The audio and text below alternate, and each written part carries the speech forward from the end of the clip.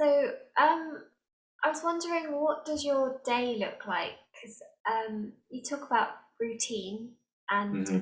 you, I know that you wake up really early as well, because you talk about it on Yeah, your I Instagram. do. Yeah. So, if you could tell us a little bit about how your day looks and also how it benefits you. So my typical day now, if I'm working, Yeah. okay. So normally I get up between like 5:30 and 6. Um, Sometimes early, but it's between 5:30 and 6 on a weekday. On the weekends a little bit later. So I like to have a line on a Sunday.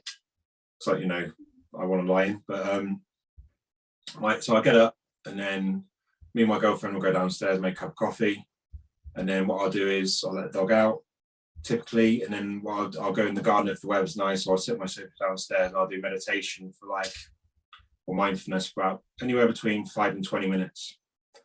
And that sets me up for the day. So my mind slows down, my mind's peaceful and calm, and I feel like I'm in a good place, and I take that out into the world with me. Yeah. So that's I never the mind for me particularly. I mean, everyone's different, but for me, the mindfulness is more important than the exercise. If my mind's right, everything else will follow. Yeah. If my mind's not right, everything else deteriorates. I get the mind right first, and then everything else takes care of itself as a consequence. So I'll do a guided meditation or breath meditation or body step, whatever. All the stuff that my friend and mindfulness mentor taught me. So I'll do that, and I'll look at my diary and have like an inventory for the day. Nothing too severe, but I have 6 tasks. Okay, I need to pay this bill. This client needs their program. I have a podcast at this time, so be prepared for that. You know.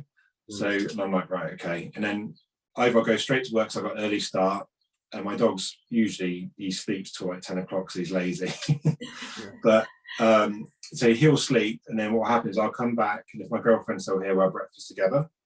And I always go out for a walk in nature, because I find being in nature slows the mind down. You just feel a lot better about yourself with a bit of vitamin D from the sun.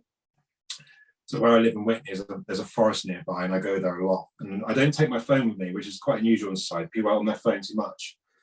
Another tip is, if you suffer anxiety, don't be on your phone all the time, because it just generates more thinking. Yeah. Okay, more thinking, and then it's like, oh.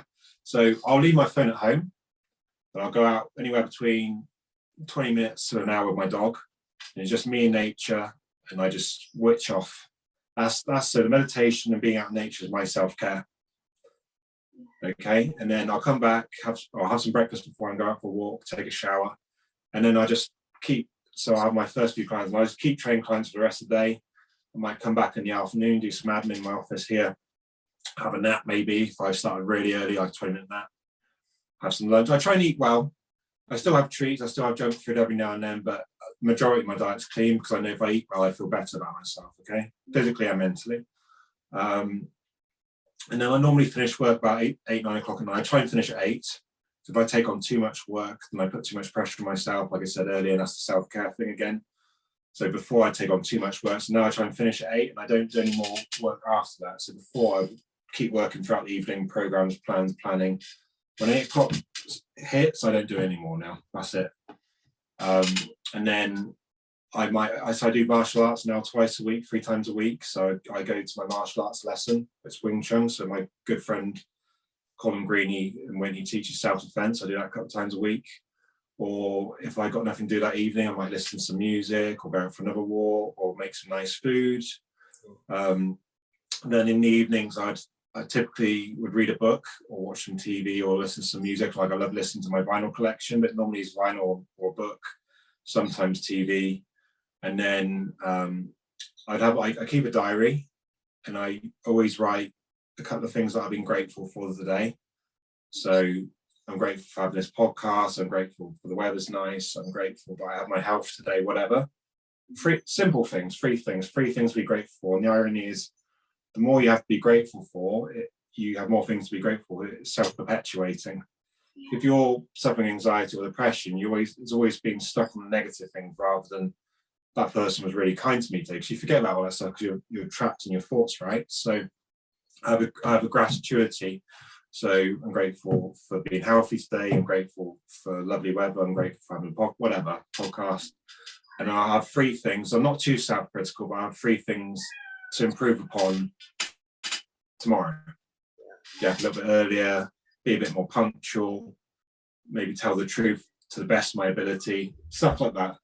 And that's pretty much my daily routine. And then on the weekends, I'm a bit more relaxed. I'll go out for a meal or a couple of drinks with a friend. And I think it's really important to socialize for mental health.